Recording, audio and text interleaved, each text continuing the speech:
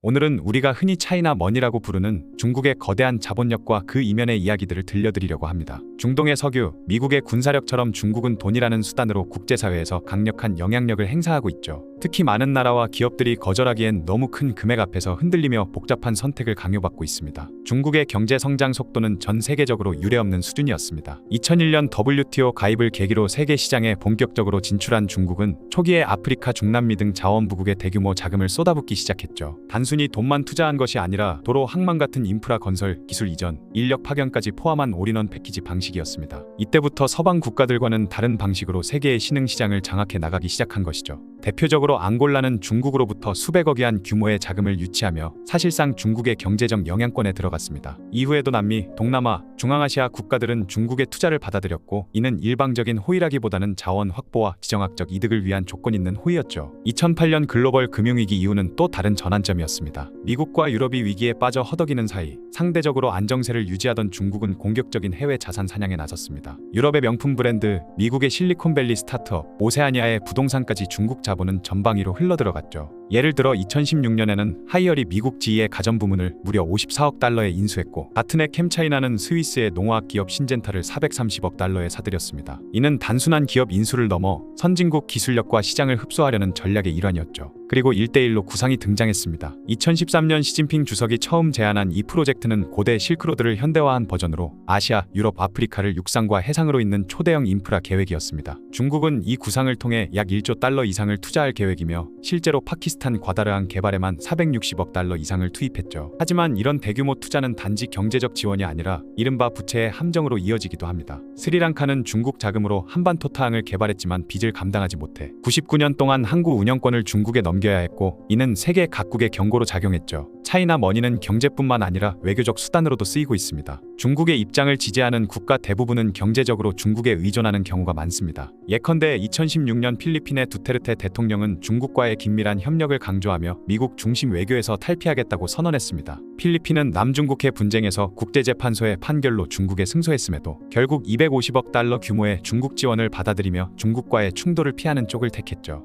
유럽도 예외는 아닌데요. 그리스는 중국의 국영 해운사 코스코로부터 피레우스항 지분 67%를 넘겼고, 2017년 EU가 중국을 비판하려는 공동성명을 채택하려 했을 때 중국 자본의 영향을 받은 그리스가 반대표를 던져 성명을 무산시켰습니다. 경제적 이익이 외교적 입장을 바꾸게 만든 대표적인 사례였죠. 이러한 흐름은 미국과 유럽을 자극했습니다. 트럼프 행정부는 미중 무역 전쟁을 벌이며 중국의 영향력 확대에 제동을 걸었고, 바이든 행정부는 인도, 태평양 경제 프레임워크를 통해 대항 블록을 구축하려는 전략을 펼치고 있습니다. 이유도 2019년 중국을 체제적 경쟁자로 규정하고 첨단 기술 기업과 인프라 분야에 중국 투자를 제한하는 조치를 강화했죠. 하지만 중국도 이에 맞서 전략을 바꾸고 있습니다. 국영 기업보다는 민간 기업을 앞세우고 지분 구조를 분산하며 현지 기업과의 협력을 강화하는 방식으로 서방의 견제를 우회하고 있죠. 투자 영역 역시 에너지 인프라 중심에서 AI, 의료, 친환경 산업 등 미래 산업으로 확대되고 있습니다. 그런데 문제는 차이나머니의 달콤함 이면에 숨겨진 위험성입니다. 표현의 자유를 통제하는 중국의 시스템은 그 영향력을 외국 기업에도 강요하죠. 예컨대 텐센트가 라이엇 게임즈를 인수한 이후 게임 내 표현의 자유에 대한 논란이 끊이지 않았고, 하스스톤의 홍콩 시위 지지 발언을 했던 프로게이머가 징계를 받는 사건도 있었습니다. 물론 한국에서도 문제가 발생했는데요. 블레이드 앤 소울은 중국 진출을 위해 스토리를 수정했지만 그 검열된 콘텐츠가 한국에서도 동일하게 서비스되며 논란이 되었죠. 이는 콘텐츠 주권을 넘기는 사례로도 해석됩니다. 더 심각한 문제는 바로 기술 유출인데요. 쌍용 자동차는 2004년 상하이차에 인수된 뒤 쌍용의 SUV 설계 핵심 기술을 자국으로 이전한 후 곧바로 법정 관리를 신청하고 한국 시장에서 발을 뺀 것으로 알려졌죠. 금호타이어도 비슷한 길을 걸었으며 중국 자본은 한국 제조업의 경쟁력을 갉아먹었다는 비판이 일고 있죠. 문화 산업도 중국의 영향력을 피하지 못하고 있습니다. 할리우드 영화 속 중국 캐릭터는 점점 늘고 있지만 이들이 과도하게 미화되거나 영화 흐름과 어울리지 않아 관객의 몰입을 방해하곤 하죠. 부동산 역시 차이나 머니의 주요 무대입니다. 밴쿠버, 서울, 제주 등지에서는 중국 자본이 주택을 사들이고 방치하면서 빈집 문제가 심각해졌고, 밴쿠버시는 결국 빈집세를 도입했습니다. 한국에서도 중국인은 대출 규제와 상관없이 부동산을 대거 사들이고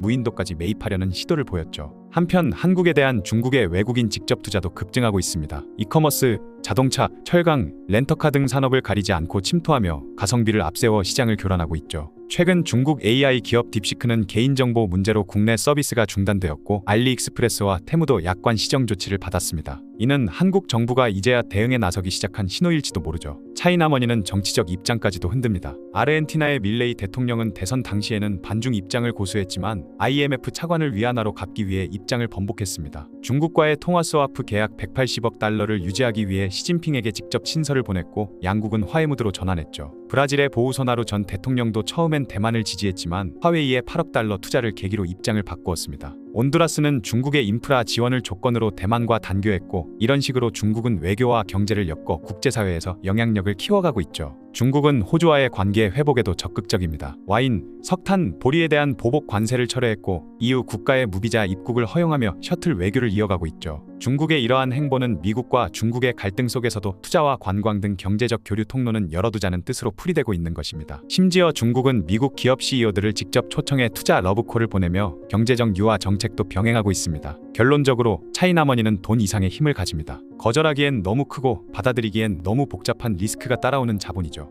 우리는 그 돈의 출처와 의도를 파악하고 자국의 이익과 주권을 지키기 위한 전략적 대응이 필요한 시대에 살고 있습니다. 지금 이 순간에도 세계는 차이나머니라는 이름의 선택 앞에 서 있죠.